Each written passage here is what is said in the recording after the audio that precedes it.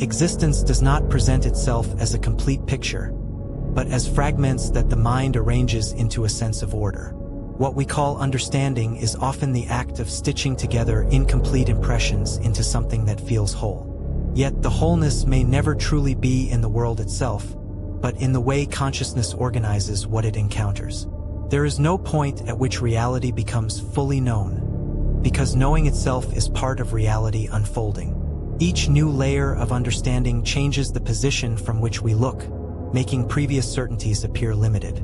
Thus, knowledge is not a final accumulation, but a continuous reconfiguration of perspective within an ever-changing field. The boundary between existence and non-existence may not be a sharp line, but a conceptual threshold drawn by language.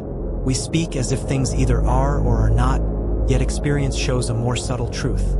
Things appear, transform, and dissolve in ways that resist absolute categories. Being may therefore be less a state and more a spectrum of appearance.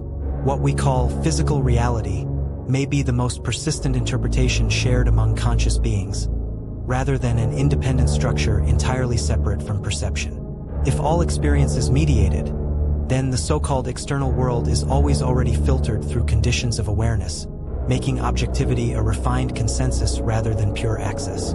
Consciousness does not occupy space like a thing among things. It reveals space itself as experience. Without awareness, there is no distance, no location, no here or there. This suggests that spatial reality is not independent of consciousness, but co-emerges with it as a structured form of appearing. The idea of a self as an unchanging core may arise from memory linking past experiences into continuity.